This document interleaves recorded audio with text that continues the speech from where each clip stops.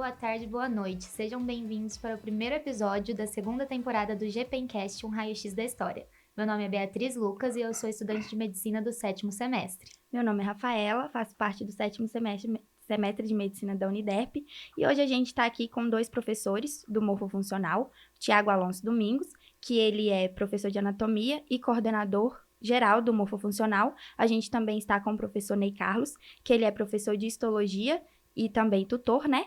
Então, para a gente começar, a gente queria primeiro saber quem é o Ney, quem é o Tiago, em questões pessoais. Pode falar você primeiro. Começa. Bom, antes de mais nada, eu gostaria de parabenizá-las, tá? Pelo excelente projeto, trabalho que vocês vêm desempenhando. Achei a ideia muito interessante, né? Extracurricular já. E isso eu acho que é uma iniciativa, um projeto muito legal. Então, parabéns. E obrigado pelo convite. É sempre um prazer poder participar, tá bom? Bom, quem é o Tiago, né? Vamos ver onde a gente vai começar, mas sou aqui, nascido de Campo Grande mesmo, sou natural de Campo Grande. Estudei a minha vida toda, né? A infância no colégio, na MASSE, que eu não sei se vocês conheceram. Hoje em dia ela não existe mais como nome MASSE, né? Ela é chama Elite, né? Do grupo Eleva. Estudei então a minha vida toda lá. De lá eu fiz medicina na Federal, aqui do Mato Grosso do Sul. Na época que eu fiz vestibular para medicina, só existia a faculdade de medicina na Federal, no estado todo. Então não tinha Uniderp, não tinha Dourados, UEMS, não existia nenhuma ainda. Fiz então minha faculdade de medicina aqui na Federal. E quando eu terminei, eu fui fazer residência de cirurgia geral na Santa Casa, de Campo Grande, aqui mesmo. Depois dos meus 2 anos de cirurgia geral, fui fazer minha segunda residência, que foi em endoscopia digestiva, que eu fiz lá no Hospital das Clínicas da USP de São Paulo, né? Depois eu ainda emendei meu mestrado lá na USP mesmo, realizei meu mestrado lá, e depois eu tornei para Campo Grande, né? E aí voltei, trabalho aqui desde então, acabo trabalhando. Apesar de ter feito a cirurgia e endoscopia, eu trabalho só como endoscopista e também a gastroenterologia, né, no consultório médico, mas não opero mais. E me dedico então à endoscopia desde 2009, que eu estou em Campo Grande, né, de volta, e aí estou exercendo então a medicina, e também desde 2009 que eu dou aula aqui na Uniderp. Então, desde que eu voltei, uma das coisas que eu gosto muito é a endoscopia, e a outra coisa que eu gosto muito é o campo da docência. Eu sempre gostei demais. Então eu já entrei na universidade logo que eu voltei e estou aqui até hoje. Já são 16 anos na Uniderp, Que legal. dando aula, né? Passei por várias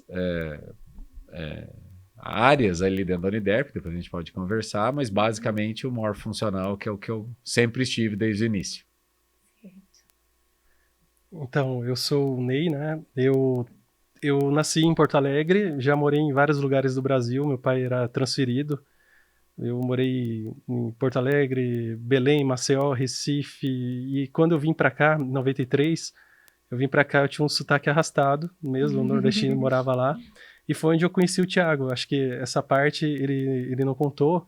Eu conheci ele na MASSE em 93. A gente estudou junto da 7ª até o 3º ano. Que legal. Fizemos um ano de cursinho. A gente já se conhece há 32 anos. E a gente jogava no mesmo time da escola, a gente fazia a mesma parte do círculo de amigos. E o meu objetivo também era fazer medicina. E eu prestei o vestibular, não acabei passando e resolvi fazer odontologia aqui em Campo Grande mesmo. E daí eu terminei meu mestrado e a minha faculdade eu fui fazer um mestrado em São José dos Campos, na Unesp, em biopatologia. Quando eu voltei para Campo Grande, eu comecei a dar aula na Uniderp, na parte da odonto, e o André, que é o irmão do Tiago, ele me convidou para dar aula de histologia e patologia, e foi nesse período que eu encontrei o Tiago novamente. A gente ficou um tempo aí, teve um intervalo que a gente não se via, e eu encontrei ele aqui na faculdade, mas lembrando agora bem, eu encontrei ele um pouco antes, em uma parte que o Tiago esqueceu de falar, eu encontrei ele lá no exército, a gente, os dois perdidos lá. Eu servi 8 anos de exército, o Tiago serviu somente 1, né? Só 1 ano já como... eu servi já como especialista, né? Você também, né? Mas eu servi já como endoscopista, mas aí eu fiquei só 1 ano lá. Você ficou 8, né? Eu fiquei 8 anos servindo no Exército, então uma parte do dia eu trabalhava no Hospital Militar e outra parte do dia eu trabalhava aqui na faculdade, era uma loucura. E tirava o serviço, chegava aqui com a roupa branca, parecia aquela roupa da Marinha, mas é a roupa do Exército que a gente trabalha na parte da saúde. Então eu tô aqui na faculdade desde 2007, daqui 2 anos vamos fazer 20 anos que eu tô aqui dentro, 17, trabalhando. Não, 7, daqui 2 anos eu vou fazer 20 anos. Estou na contagem regressiva agora para começar a pensar em aposentadoria já. Né? Deixa a gente formar primeiro. E aí eu dou aula aqui nesse período com o Thiago desde 2009, né? Então a gente forma essa dupla, a gente formava do 5º ao 6º, aí o Thiago teve que sair do 6º semestre. A gente dá aula junto nessa dupla, né? Formando essa dupla há muito tempo já. A gente tem uma sintonia muito grande, a gente se conhece há muito tempo. A engrenagem funciona assim perfeitamente e eu fico muito feliz de estar aqui com vocês, ser convidado, fazendo dupla aqui com o Thiago e pelo reconhecimento de vocês. Eu fico muito honrado mesmo de ter esse reconhecimento. Não é só trabalhar, dar aula e ter o dinheiro na conta, né? Essa parte do retorno do aluno, feedback do aluno, de mostrar que o serviço está sendo bem feito, isso conta muito pra gente, muito mesmo. Engraçado, porque a gente pensou na amizade de vocês e justamente, né, a gente funciona com duplas, um ou outro convidado, às vezes que vai, não, eu falo mais, então deixa eu ir sozinho. E a gente já pensou de vocês dois juntos. E era uma curiosidade, né, saber como que surgiu a amizade. A gente pensava que tinha sido no Morfo. E saber que veio de antes, né, se arrastando, é muito legal.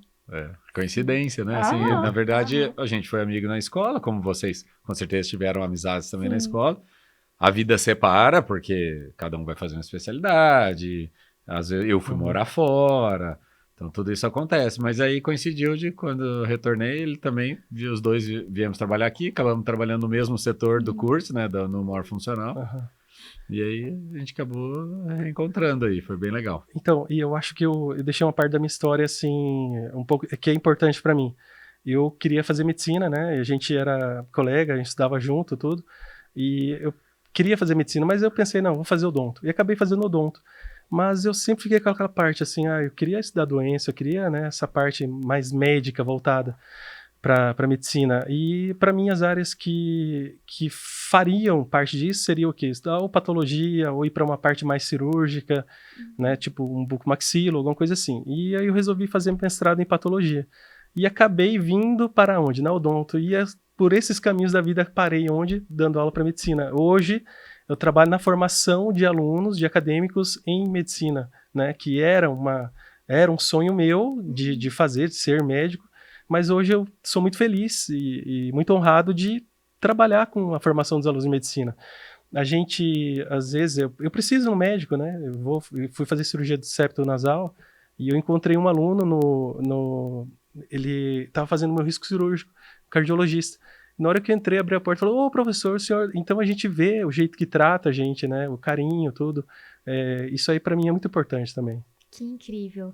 E nós percebemos isso mesmo na aula de vocês, né? Então essa dinâmica, essa didática, esse apego com os alunos, porque é totalmente diferente. A gente adora vocês, adora a aula. E eu queria saber quando que despertou em cada um de vocês essa vontade de docência. Se já na faculdade já teve, gosto da sala de aula, ou se foi depois, no mestrado. Em que momento vocês falaram, é pra mim realmente estar ali com os alunos? Bom, pra mim, assim, eu sempre gostei, sabe? Sempre gostei. Na verdade, minha família é de professores. Meu pai era professor, minha mãe foi professora, tios, uma tia minha era dona de escola. Então, na verdade, minha família é de educadores e tal. Então, eu acho que já está um pouco no sangue, né? E eu sempre gostei. Tem até um momento, eu lembro, na escola, eu não lembro até que ano exatamente, 7ª, 8ª série, não lembro. Uma das nossas professoras de matemática, ela costumava sentar, ela dava aula, e né, quando tinha época de revisão, exercícios, às vezes ela sentava lá atrás e pedia para eu ir lá na frente fazer a aula com os alunos. Às vezes eu fazia aula de revisão para a prova dos meus colegas de sala. Então, assim, eu sempre gostei disso, sabe? Então, sempre gostei mesmo. E aí depois também, quando eu tinha que... vai ter que ter um grupo, vai ter que apresentar um trabalho. Geralmente eu ia apresentar na residência. Então, eu sempre gostei. Sempre fez parte aí do meu dia a dia. E aí, o mestrado, eu acho que isso intensifica ainda mais, né? A pesquisa, né? O mestrado eu acho até mais pro lado da pesquisa, da ciência, né? Da publicação, etc. Mas logo que eu voltei, eu não tinha dúvida que eu gostaria de dar aula, sabe? Então, eu voltei, comecei e vi que era o que eu queria, que eu gosto mesmo, e tanto é que eu tô até hoje, né? Às vezes falta tempo, a gente tem que se desdobrar, né? Porque tem o outro lado da vida aí de médico, mas a gente sempre dá um jeitinho de tentar conciliar as duas coisas. Legal. Eu nunca tinha pensado em dar aula. Eu fiz a minha faculdade e eu olhava o professor dando aula, via o jeito que ele se postava, né? A postura do professor, o jeito que ele falava, eu achava muito bonito. Ele me marcou muito, esse meu professor da minha faculdade, mas eu nunca imaginei dar aula. Eu era uma pessoa muito tímida, ainda sou. E até minha mãe pergunta como é que eu dou aula.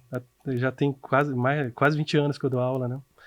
E aí eu fui mudar daqui, eu me formei e fui morar em Cuiabá. E chegando lá nesse trabalho que eu fui lá, tinha uma senhora, uma dentista, e ela era a professora há muito tempo, de uma faculdade da Unic, que é do grupo também aqui da Uniderp.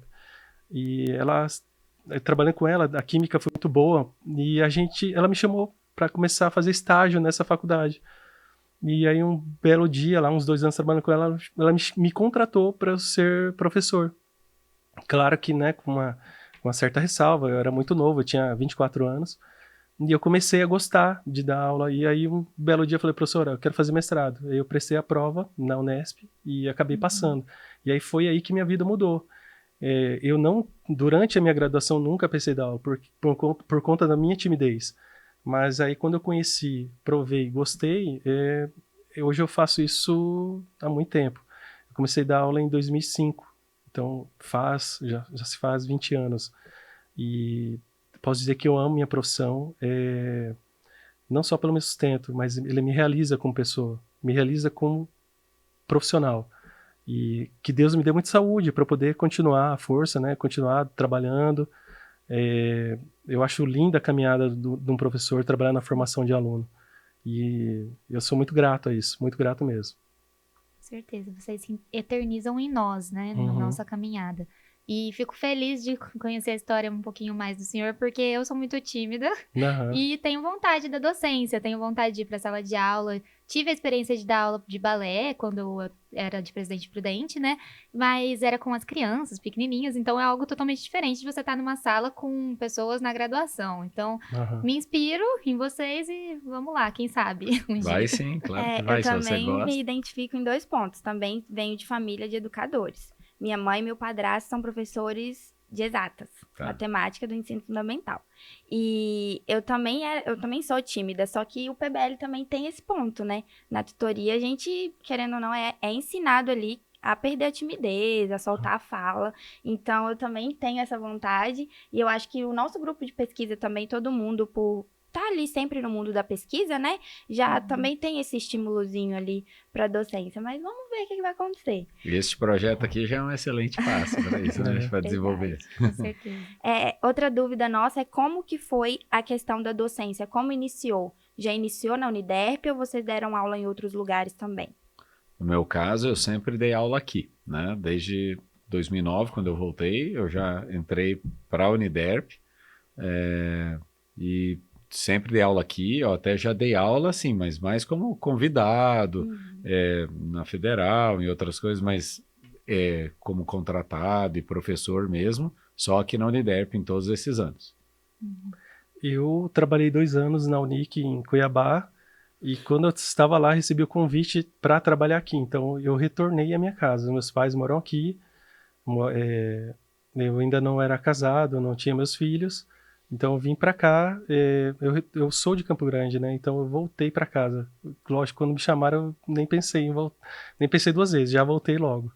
E aí, eu prestei o concurso do Exército, e aí no ano seguinte eu encontrei o Thiago lá, no Exército. Eu lembro até hoje o quartel que a gente se encontrou. O Exército, na verdade, assim, é um cenário que vocês provavelmente, né, podem se encontrar lá. Porque o exército, ele chama, né? Mas ele chama dizendo assim, ó, vem porque eu te quero. Na medicina é uma coisa até que obrigatória. O Thiago, acho que ele postergou só o chamado, né, Thiago? Sim, porque aqui na medicina, se você... Quando vocês vão... Vocês, mulheres, eu acho que é mais tranquilo, mas os homens, quando se formam, são obrigados a se apresentar, né? Uhum. E aí, se você for servir o exército nesse momento, você vai como médico, né? Generalista. Então, geralmente, você fica nos quartéis, Nas tropas. né? Nas tropas e tal. Mas como eu tinha passado na prova de residência, aí você tem direito a um adiamento, que chama. Né? Você não é liberado, você tem um adiamento pelo tempo da sua residência, até porque você vai se especializar, e isso é bom também para eles, porque eles têm um hospital, eles precisam de generalistas, mas precisam de especialistas. Sim. Então, eles dão esse adiamento. Eu fiz os 2 anos de adiamento pela cirurgia geral. Quando eles me chamaram de novo para eu me apresentar como cirurgião, aí eu tinha passado na residência de endoscopia, então, mais 2 anos de adiamento. Aí eu fui fazer endoscopia. Aí, quando eu voltei, eu já voltei como endoscopista. Então, eu fui servir o exército como endoscopista, né? Então, eu fiquei só no hospital, né? Lá no HG. Isso. Atualmente é o H1000, né? O Hospital Militar Diário. Então, eu era endoscopista do hospital. Entendi. E por ser algo em comum de vocês, que a gente até não conhecia, como que é a carga horária, assim, para quem pretende, meninas, e se especializarem nessa área militar? Como que funciona? Em que período vocês trabalhavam? Ó, o Ney pode falar mais que eu, né? O Ney sabe mais do exército do que eu, mas eu posso passar só, assim, que quando você vai como, né, assim, como serviço obrigatório, né, como a gente vai, que esse primeiro ano, é um período, né, por dia. Existe o período de treinamento, que é a parte do exército mesmo, mas depois como médico, normalmente é um período, pelo menos eu como especialista. Então eu trabalhava pela manhã na clínica, no Instituto do Aparelho Digestivo, que é onde eu trabalho até hoje, que é onde exerço a parte da endoscopia, e o período da tarde eu ficava no exército, né? Agora, existe diferença, né? Pode falar, Sim. quem está nas tropas, às vezes é diferente, tem gente que... E isso é no estado todo, então tem gente que está no interior do estado, né? Regiões mais distantes. E aqui, existe não só o exército, mas existe a aeronáutica e a marinha, cada um tem suas peculiaridades, né? Então, o Ney pode falar que ele sabe melhor que eu, né? Então, quem tem especialização, quem tem uma especialidade, uma residência, normalmente vai para o hospital militar, porque lá trabalham especialistas e quem é mais generalista, o clínico geral, normalmente ele é encaminhado para as tropas. E aí tropa a gente tem tanto em Campo Grande como no interior. E normalmente é o quê? É o recém-formado que vai preencher essas vagas dos quartéis.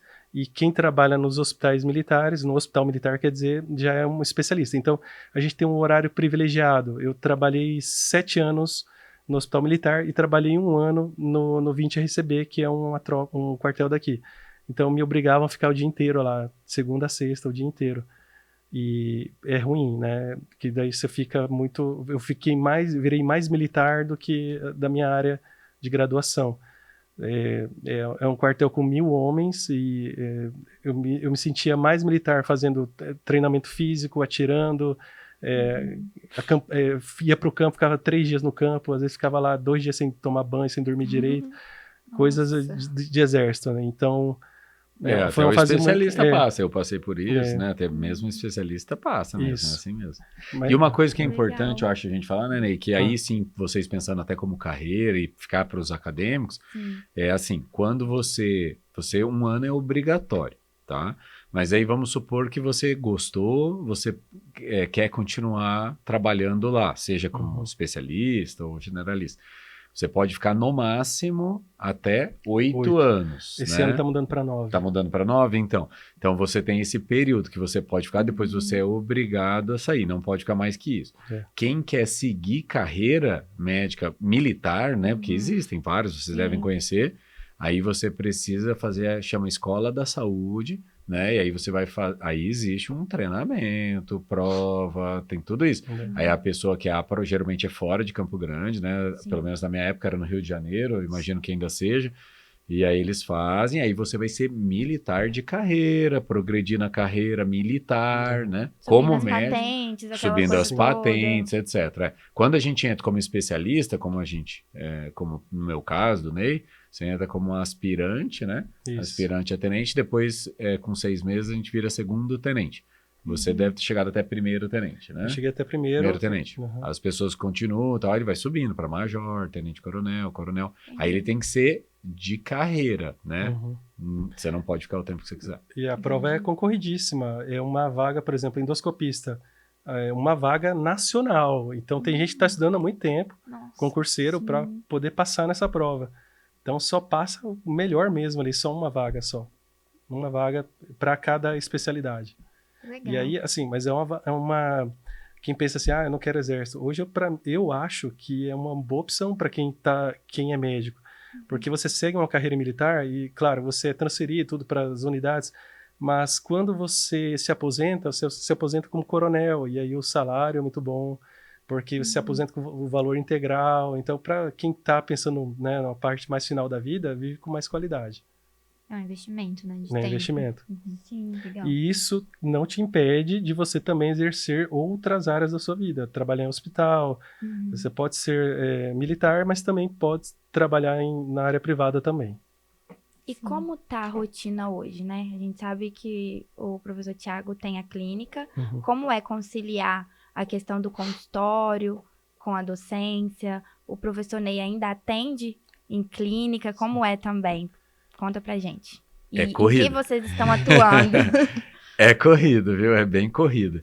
Então, pelo menos eu continuo aqui na docência, né? Aqui na Uniderp.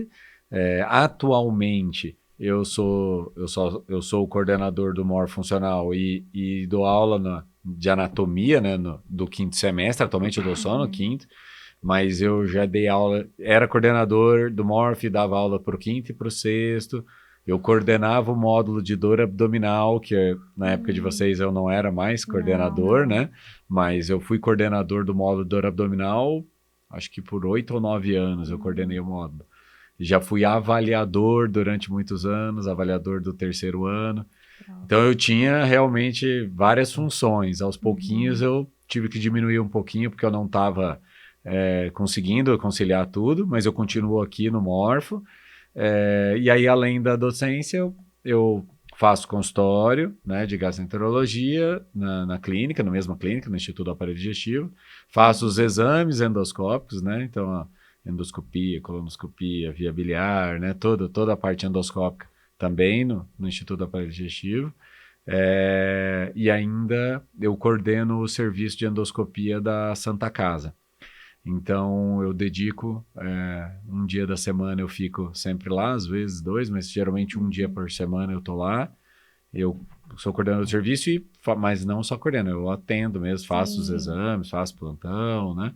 Então, são 3 coisas aí principais, assim, que me ocupam na parte do trabalho. E aí tem ainda a casa, né? As crianças. Inclusive, essa semana, minhas filhas estão em semana de prova e a gente tem que ajudar, né? Tem que estudar com elas também. Então, é corrido, mas... É um pai exigente com as notas? Sou um pouquinho, viu? Se ela assistir, acho que ela vai falar. Eu sou um pouco exigente, sim. Mas eu acho que faz parte, eu acho que nessa fase tem que ser mesmo. Né? Uma das minhas filhas está no 9º ano, a outra está no 6º. Mas elas são estudiosas, tudo, mas eu sou um pouco exigente, sim. Acho que minha mãe era muito exigente comigo, e aí isso fica, né, com a gente. E aí eu sou um pouco com elas também. Mas ajudo, claro, estudo junto, né? Isso faz parte, né, da vida, do crescimento, né? Sim. Eu trabalho na faculdade 40 horas, do 5º ao 8º, então tem dia que eu saio daqui 8h30, 9 horas da noite. Na terça-feira, por exemplo, eu me dedico bastante à faculdade e os horários que me sobram, que daí eu preencho no meu consultório. Eu trabalho com a parte de implante e no Exército era a minha especialidade que eu exercia lá. E também falando em filho, né? Eu sempre cito muito nas aulas os meus filhos. Eu tenho uma disparidade muito grande. Tenho um filho de 16, que tá no 2º ano, e tenho uma filha de 2 anos agora. Então, eu com 45 anos eu fico cuidando a minha filha, né? Um bebê, e aí a gente corre muito lá em casa, eu e minha mulher. Pra mim, ela é uma parceirona, uma companheira para todas as lutas. A gente trabalha muito e chega em casa, tem que dar conta da casa e dos filhos. E cada um numa fase diferente, um adolescente e um bebê. Haja cabeça para tudo isso, né? Com certeza. E tirar uma dúvida que nós temos como alunos, assim, como é a função de coordenador do morfofuncional? Qual é, assim, a tarefa principal? O senhor que faz o modelo da prova que a gente passa, né? O tempo que estabelece essas coisas, como que funciona? São várias as funções, né? Eu, como coordenador, sou eu que estou em contato direto com a coordenação, né? A avaliação, né? Do curso. Então, sempre isso tudo é discutido em conjunto, mas, por exemplo, esse exemplo que você citou do modelo de prova, por exemplo, passa por mim, mas, claro, passa pela coordenação. Então, tudo é decidido em conjunto. Então, nós, ao longo dos anos, fomos estudando, o modelo de prova já mudou algumas vezes, mas há vários anos a gente adota esse modelo, de um modelo mais teórico-prático, de gincana, etc. E isso foi uma decisão em conjunto, por exemplo, minha com a da coordenação, né? Mas a gente faz várias coisas, a gente faz estudo de um planejamento do morfofuncional, por exemplo, do 1º ao 8º semestre, da distribuição, por exemplo, de conteúdos que têm que ser abordados, pensando até no famoso espiral do conhecimento que vocês estudam bastante. Então, conforme os assuntos vão sendo abordados, semestre a semestre, a gente às vezes até repete o mesmo conteúdo, dependendo do módulo, mas sempre tentando fazer um pouco mais profundo, né? Um pouco mais evoluída a discussão. A gente é responsável também na escolha, na contratação dos professores, na avaliação, receber a resposta, o feedback dos alunos, principalmente através do IAM, né? Em que vocês sempre preenchem isso sempre quando tem queixas, elogios, etc., críticas construtivas, não importa, sempre que tem esses comentários em relação ao morfofuncional, isso é discutido com a gente em conjunto, para a gente tentar trabalhar melhorias, não só naquele semestre que eu dou aula, mas em todos, né? Conversa com os outros professores, etc., para a gente alinhar, tentar chegar no melhor caminho. Então, na verdade, claro que a responsabilidade da aula, do conteúdo, etc., da aplicação de prova, tal, é do professor de cada semestre, até porque é importante lembrar que cada semestre tem um coordenador daquele semestre, ele é o responsável, por exemplo, por corrigir prova, notas, revisão com o aluno, etc., mas existe essa coordenação geral de que tudo trabalhe em harmonia para que não fique um monte de bloquinho separado e sem saber como isso se encaixa, sabe? Então a gente precisa dessa revisão geral. Então é mais ou menos isso que é feito, sabe? Perfeito. E pode falar. Thiago, a gente quando começou a trabalhar junto lá em 2009, foi uma mudança no paradigma da faculdade. Antigamente, o Morfo ele funcionava da seguinte maneira. O professor vinha, sentava no laboratório, esperava o aluno o procurava para tirar dúvida. Não era esse modelo de aula que a gente tem, né? Estabelecer um roteiro e seguindo lá. Vamos estudar fígado, a gente fala sobre o fígado, né? De cabo a rabo.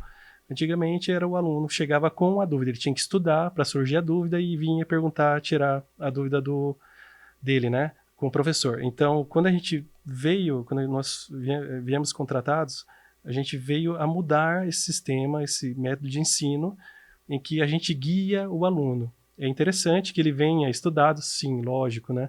Mas a gente é mais um mensageiro, a gente leva o conteúdo para o aluno e ele absorve aquilo lá. E é claro, depois ele firma esse conhecimento estudando mais e mais e mais. E falando da minha disciplina, que eu sei que a histologia não é assim como a anatomia, né? Histologia, patologia, estudar lâmina não é uma coisa muito atraente para o aluno, porque é muito complexo, é muito difícil, né? Não é uma coisa que a gente pode manusear de maneira fácil, olhar numa vista macroscópica. Então, a missão de um professor de histologia, de patologia, é ensinar o conteúdo para o aluno, mas de uma forma mais lúdica, fazendo com que aquilo se torne mais interessante para ele, que ele assimile mais a informação, né? Que a informação fique absorvida no conteúdo da pessoa, que aquilo se torne aplicável para ele. Então, eu tento sempre aliar também não só a histologia com a anatomia, né? Sim. Correlacionar, então, para que o aluno, para que aquilo fique mais interessante para o aluno. Eu acho que essa é a missão de um bom professor de histologia, de patologia. A anatomia eu já acho uma matéria muito mais interessante, a gente consegue aplicar mais, você consegue olhar numa vista macroscópica as alterações também, e aí, né, como eu venho falando, o Thiago trabalha essa parte de anatomia, o macroscópico, a parte também de doenças, e eu entro com a parte de histologia e patologia, e sempre, né, a gente tem que unir a fisiologia do órgão ou do sistema, a microbiologia, a imunologia, não tem a gente como dizer assim, ele dá só anatomia ou histologia. Não, a gente, quando a gente dá uma aula envolvendo esses conteúdos, a gente tem que agregar tudo isso. Sim. Esse ponto que o Ney tocou, eu até não comentei, para mim é meio automático, mas é porque vocês são mais novas, né? Então, desde que vocês entraram na faculdade, o Morpho já tinha esse modelo, né? Mas ele era muito diferente antigamente, né? O Morpho é como o Ney falou, ele nem contava como carga horária, por exemplo, obrigatória. Era Ele tira dúvidas. era EAD.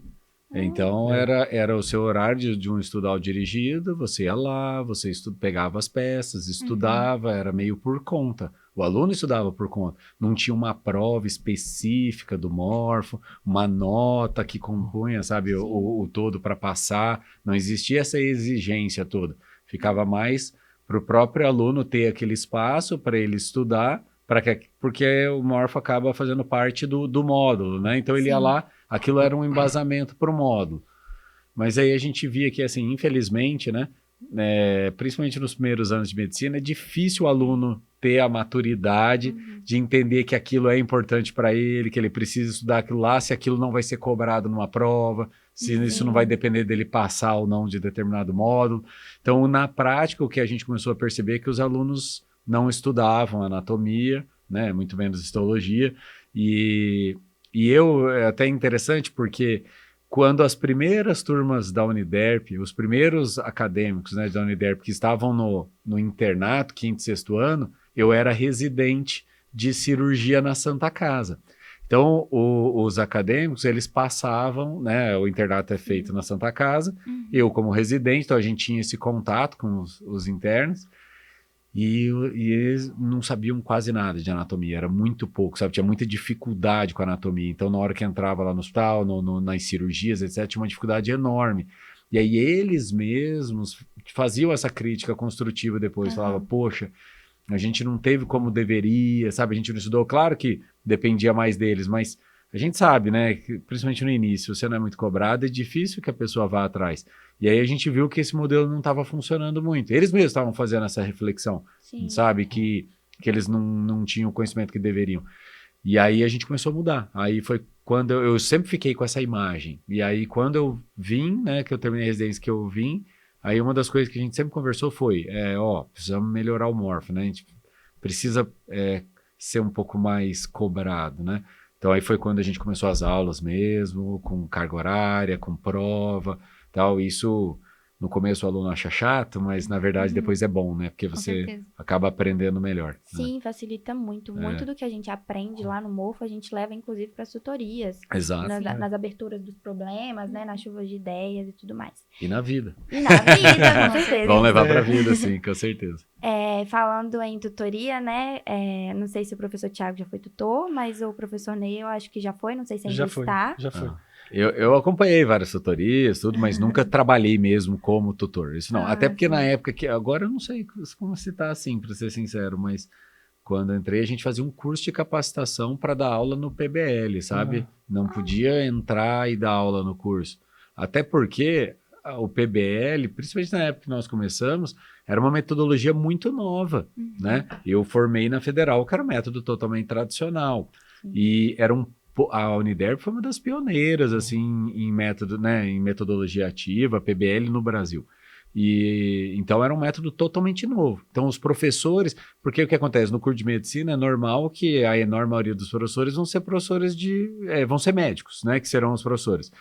E aí os médicos, praticamente todo mundo daqui não tinha experiência com o PBL, né? Então a gente era acostumado com a metodologia tradicional. Então era feito um curso de capacitação, a gente ficava um tempão, não lembro exatamente quanto, mas era um curso longo, a gente frequentava todas as, então tutoria, HM, todos os cenários, fazia prova, né, de conhecimento tal do PBL, para aí sim a gente integrar o corpo docente. Então a gente acabava estudando um pouco de tudo. Porque realmente eu acho que foi muito importante, porque senão, eu entrar no curso de PBL e tal, e eu não tinha absolutamente nenhum conhecimento sobre PBL até eu entrar aqui, né? Uhum. E o senhor professor, das duas facetas, de tutor, que já foi, e da faceta de professor de histologia, qual é a diferença e qual o senhor gosta mais? Eu sou apaixonado pelo Morfo. Eu acho o Morfo é a minha casa. Uhum. Quando a gente vai lá na frente e começa uma aula, o aluno ali acompanhando juntamente com a gente, eu acho, para mim, me preenche mais. A tutoria, ela é interessante, eu acho muito interessante o tutor guiar o conhecimento do aluno. E acho que vocês duas foram, né, alunas minhas de tutoria. Sim. E é um método assim que me incomoda um pouco, assim, o tutor fica quieto. E vocês perceberam que eu falo demais na tutoria, eu participo muito. Eu tenho uma participação muito ativa, que eu vejo que está caminhando para um lado, eu tento guiar, eu tento, né, dar exemplos. E eu acho que a tutoria, assim, se deixar rolar muito solta, o aluno não acaba indo caminhando para um rumo muito certo.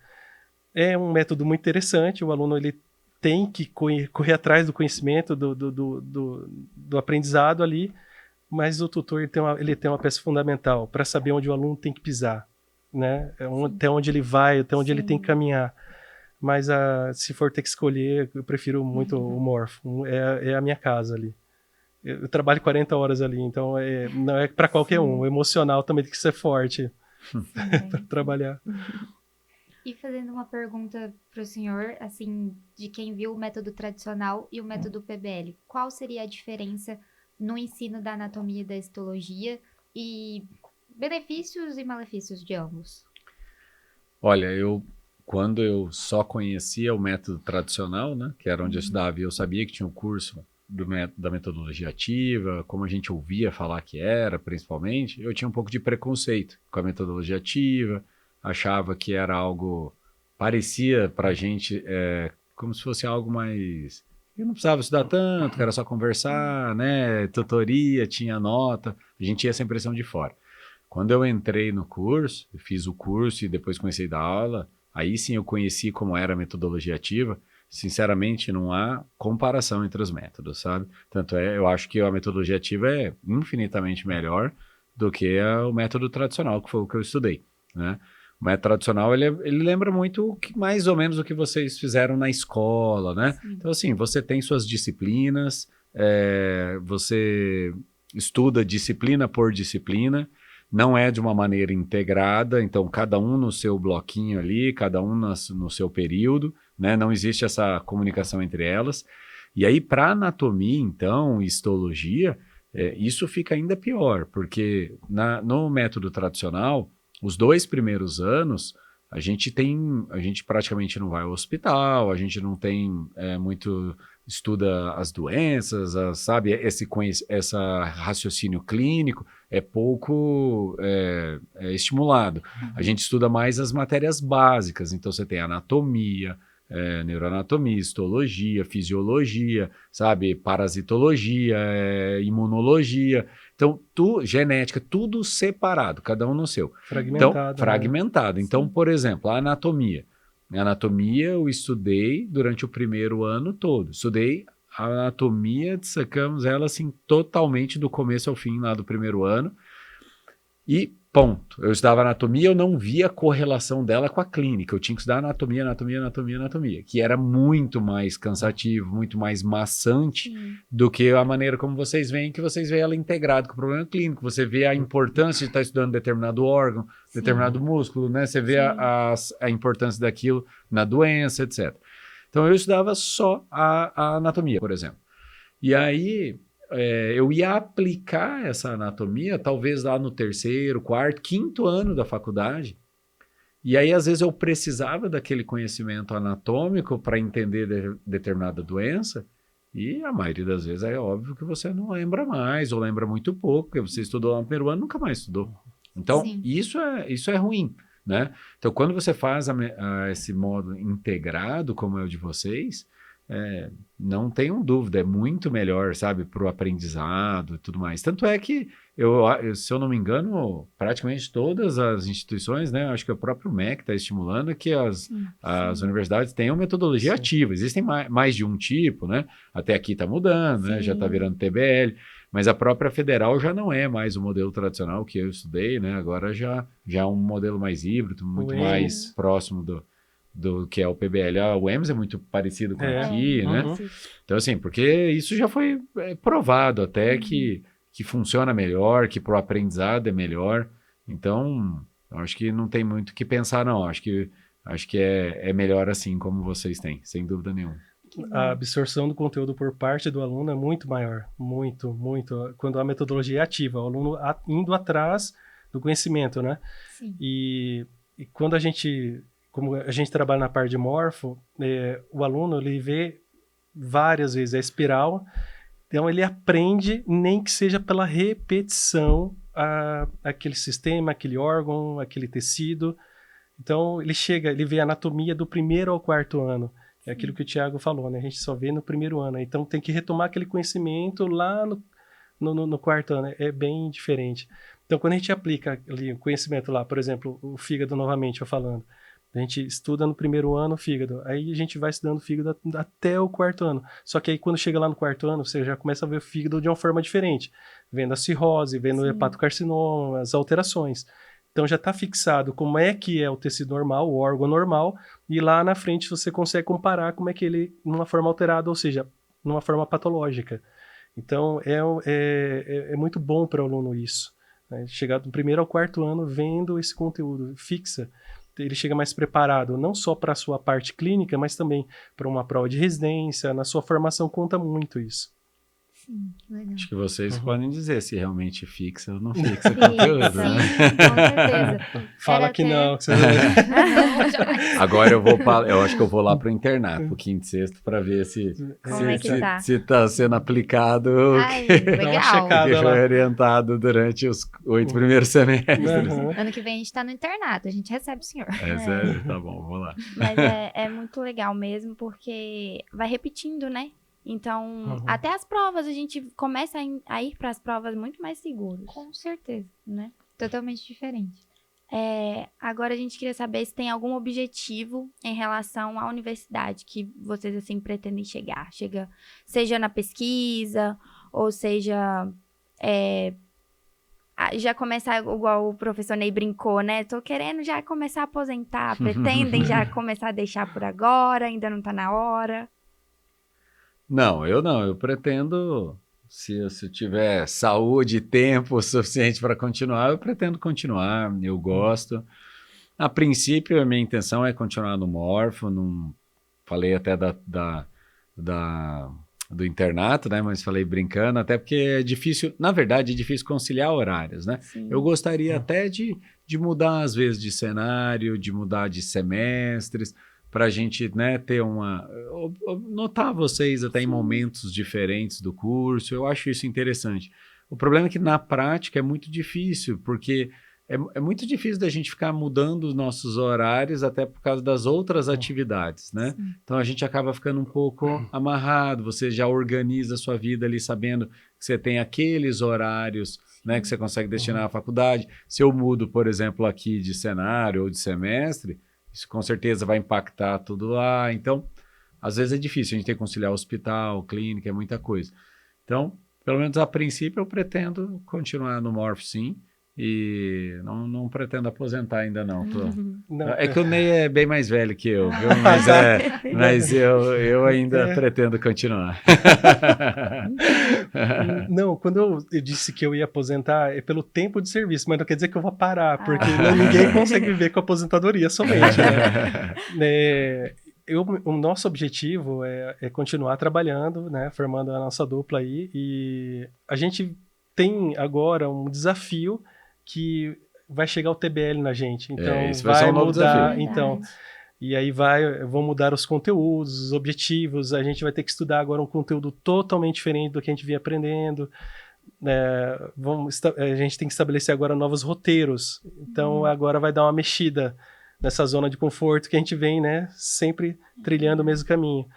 E então eu acho que no momento, no próximo semestre, será esse, né, nosso objetivo. E aquilo que eu falei, enquanto Deus me permitir e eu continuar, né, na faculdade, vou trilhar o meu caminho, me dedicando ao máximo no meu trabalho, na minha profissão, que eu encaro com muita seriedade. Como eu disse, eu não esperava por isso, não era uma coisa que eu vislumbrava, não, né, na minha juventude, mas hoje eu sou apaixonado pelo que eu faço. E é isso, que eu peço, que eu desejo é seguir na caminhada aí. Ai, que bom. A gente até tinha uma pergunta, né? Mas o senhor acabou respondendo na primeira, que seria como que o senhor foi parar na medicina, que a gente sempre brinca com o professor Everson, que ele é físico. A gente fica assim, professor, mas o senhor é físico, como é que o senhor foi parar na medicina? Aí ele sempre conta as histórias dele até chegar. Mas o senhor também respondeu, né, que justamente sempre teve, né, esse desejo, esse amor pela medicina. E que bom que deu certo do caminho do senhor trilhar o da gente também, né? Com certeza. Sim. Eu fico muito honrado, porque eu sou um dentista, a minha essência, a minha raiz é ser dentista. Mas eu me preparei, eu fui estudar fora e eu penso, eu mereço estar aqui. Eu sou um professor, eu sou um dentista que dá aula para 4º ano de medicina. E eu vendo o contato com vocês, tudo, eu me sinto lisonjeado, honrado, tenho orgulho do que eu faço. Sim. E ainda mais trabalhar com o Thiago, né? Falando dele, não é só da amizade que eu tenho de longa data, eu vejo que é um baita de um professor, um profissional excelente também como médico, e estar do lado dele me faz só subir a minha régua, né? Que eu tenho que entregar um serviço de qualidade, porque eu sei que aqui tem um serviço de qualidade. E entrega um serviço de obrigado. qualidade, a gente que eu Com diga. certeza. Então, uma curiosidade, assim, nossa, para saber o que mudou do TBL para o PBL em relação ao morfofuncional, assim, em relação à carga horária, à prova, teve muita mudança? Então, essa mudança ainda não chegou no 5º semestre, né? Ela está no 4º semestre.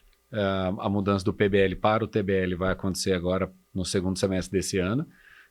Então, ainda a gente não tem muita familiaridade com o TBL, mas pela experiência que a gente tem visto nos semestres anteriores, na dinâmica de aula, prova, etc., não muda muito no morfofuncional especificamente, mais para as tutorias, outros cenários. Mas tem uma mudança estrutural, porque os módulos agora são módulos mais curtos, tem um maior número de módulos, então deixam de ser 3 módulos por semestre e passam para 4 módulos, só que mais curtos, né? E os conteúdos também mudaram, a ordem dos módulos, os números de módulos com certeza aumentarão, que agora são 4 por semestre. Então, por exemplo, para nós no 5º semestre, que vocês devem se lembrar que a gente tinha o dor abdominal e febre, né?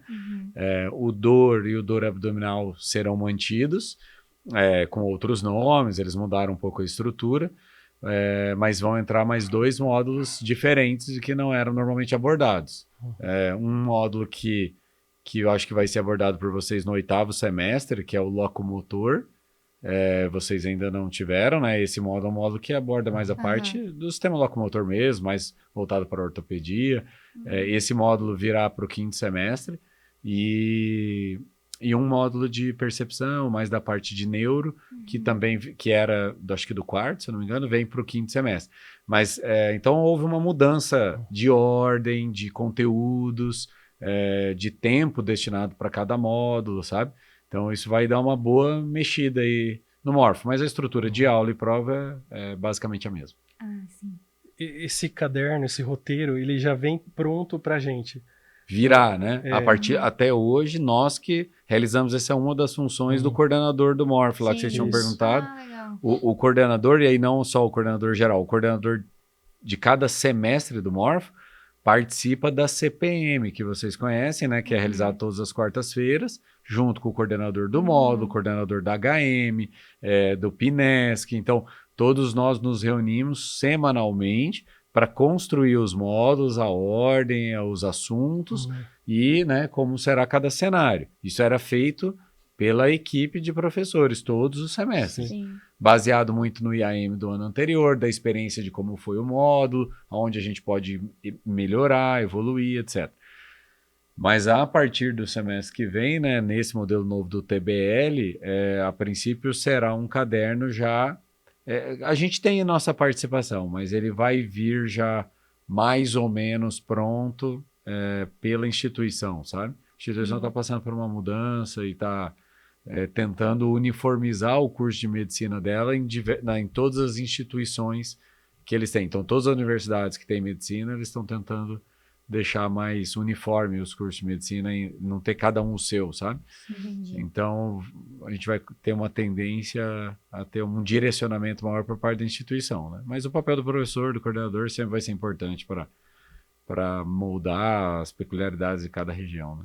Sim, Então, esse caderno a gente não tem esse acesso ainda, e é até uma preocupação nossa para a gente já ir correndo atrás do conteúdo, preparando a aula, para que quando chegue o semestre que vem já está tudo, né, alinhado.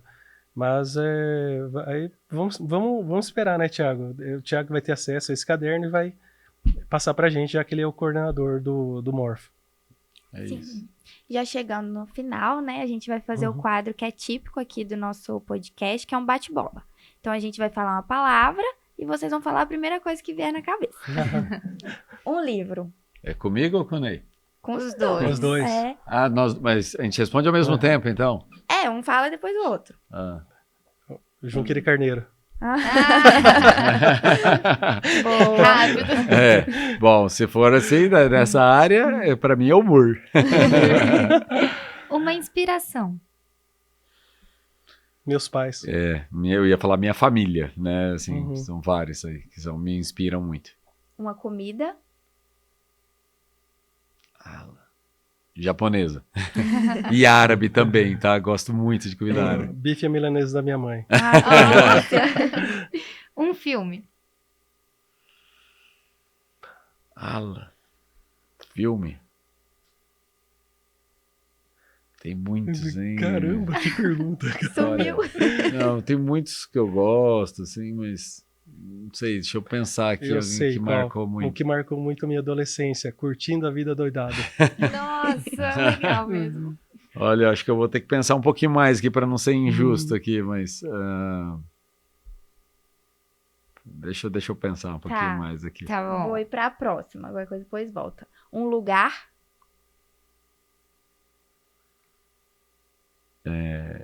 Fernando de Noronha. Eu não conheço Fernando de Noronha. Eu tenho muita vontade de conhecer Londres. Oh, Legal. Legal. Um sonho.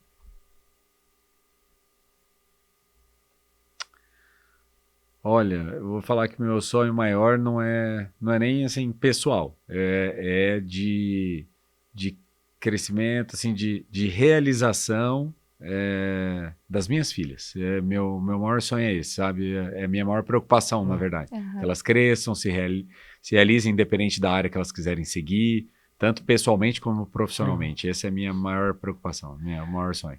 O meu maior sonho é ver meus filhos bem-sucedidos, bem realizados, saúde.